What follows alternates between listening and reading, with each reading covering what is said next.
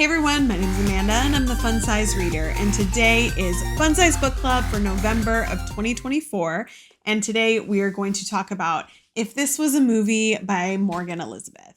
Morgan has become one of my auto-buy authors. I started reading her last year, the 'Tis the Season for Revenge. Was it last year or has it been 2 years? Oh my God, I think it's been 2 years. It was a Christmas book that she put out a couple years ago, got super popular since then. It was a Legally Blonde retelling inspired by, because Morgan likes to do a lot of inspired by pop culture and movies that I grew up watching. So I really enjoy her books. They also tend to be spicy. So we wanted a Christmas book. That's what everybody voted on for November. And we got a spicy Christmas book. As always for book club, I'm going to do my spoiler-free review and then we'll go into the discussion about it afterward.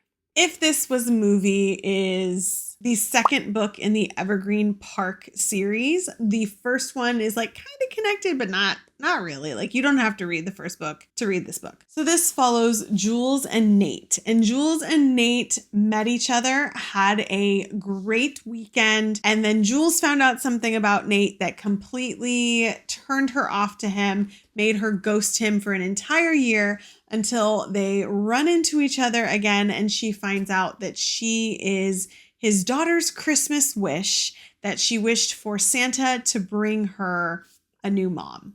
And when she needs a favor because her apartment flooded and there's lots of problems and she needs a place to live, Nate's family starts meddling, knowing their history and forcing them to be around each other.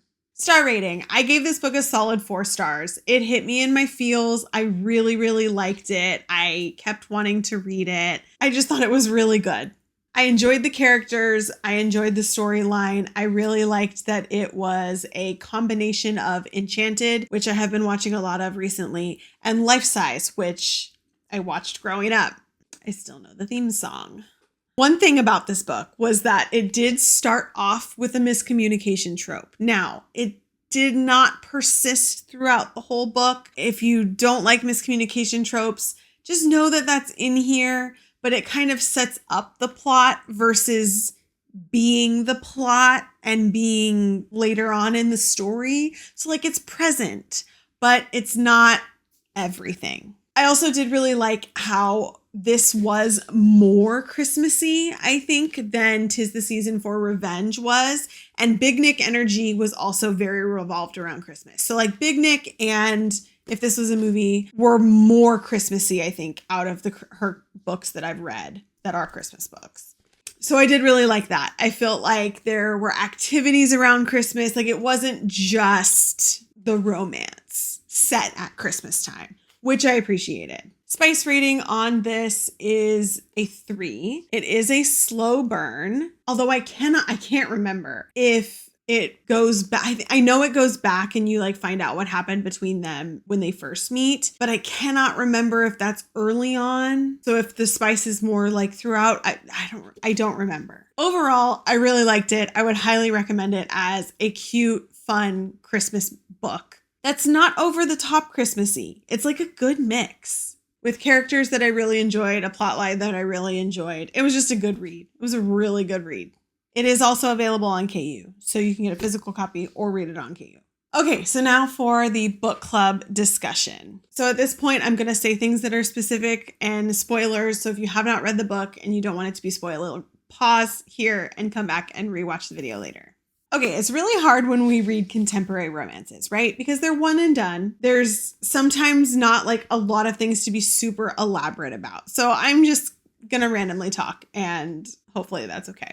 I hope you guys liked the book. I hope if this was your first introduction to Morgan Elizabeth, you really like her. I really like her books. I read quite a few of them at this point, and she's an auto-buy author for me, so I pretty much pay attention to whatever she has coming out next and read it. I have not seen an announcement after this one. I don't know what's coming next, but I don't think it's another Christmas book. I did like the mix of Christmas and contemporary in this book. When you are looking at the book, it doesn't really look like it's going to be a Christmas book.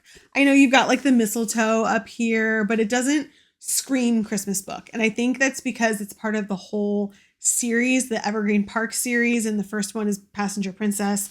So that one's very pink and frilly and girly and bows and all of that. And so this matches the vibe, but doesn't give away that it's super Christmassy. It's like the pink Christmas. Like you see the pink decorated Christmas trees. That's like the vibe that it gives off.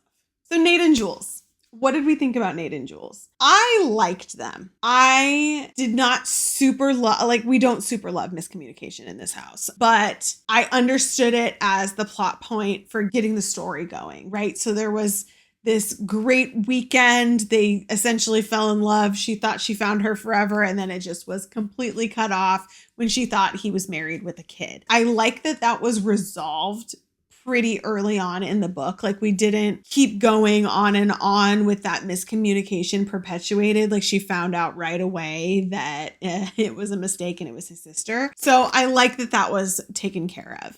I don't know why I felt like I wanted a little bit more from Nate and Jules, because like they gave me so much, Nate fixing up her place and like always wanting her to be around and doing the things like keeping her coffee in his house, and the mistletoe, hanging up the mistletoe. Oh my God, I loved that. That little one-line chapter was perfect.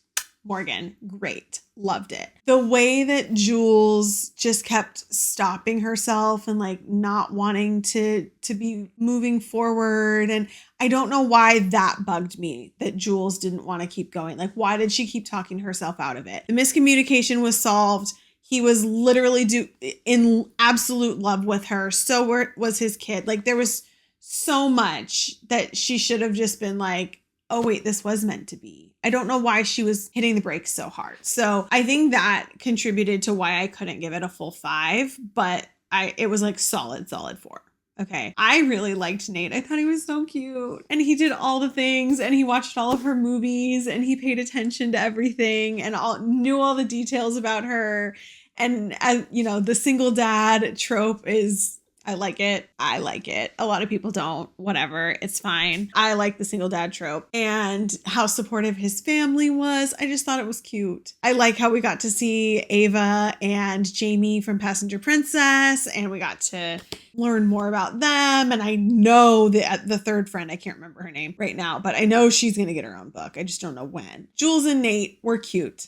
I liked Nate, I think, more than I liked Jules, even though I understood why Jules was the way she was. Like, I get that she was very focused on what she wanted and what she wanted to do. But things like, being stuck there in the snowstorm, I'm like, why are you being so stubborn? Like, why? He's just trying to help you and take care of you and like show that he cares about you, and you're pushing him away, and why? So I didn't love that. Didn't love that at all. I really liked the Enchanted and Life Size vibes. I think that was super cute. That kind of brought in with the Christmas spirit, and like that was her Christmas wish was really cute. The Life Size ballerina or the Ava doll or whatever that he bought because it looked like her. I liked that. I thought it was cute. Maybe her name wasn't Ava because that's the other friend's name.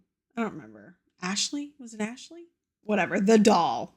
It also was spicy. It was good spice level for Morgan. I feel like it was a little less spicy than her other books have been recently, but there was a lot of spice in the epilogue, which I wasn't expecting at all. So yeah, Morgan's books are typically spicier. I think Big Nick was spicier, and 'Tis the Season for Revenge was spicier, and then some of her other non-Christmas contemporaries were spicier than this one. So that was different for her books, which was fine. Like, it was fine. It was still good. But yeah, if you're looking for more Morgan books, I think this one was on the lower end of her spice level. Anyways, I hope you liked the book. I hope it was Christmas enough for you, but also contemporary romance enough for you that it wasn't like over the top Christmas. I hope it was a good start to your holiday reading. As always, I will put a link for the book down in the description below. I read it on Kindle Unlimited, so you can also find it there. Thank you for reading along with me for Fun Size Book Club in November. I appreciate all of you coming here as always. Now,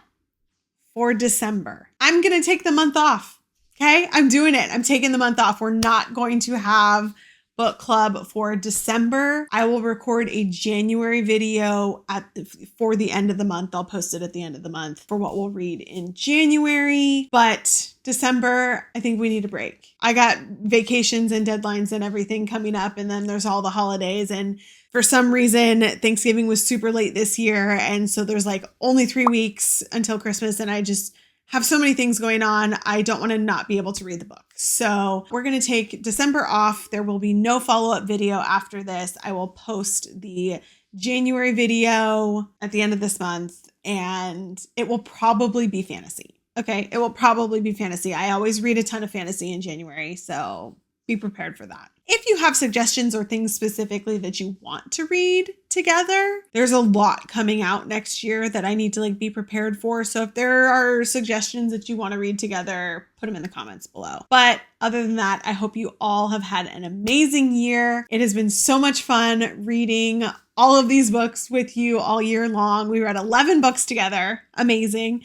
And thank you to all of you who have so consistently shown up, whether you've participated in the conversations with us or you have just kind of watched in the background. Either way is completely okay. If you've come with, watched the videos later and not interacted or not been there during the times, that's okay too. I'm just so glad for all of you to be here.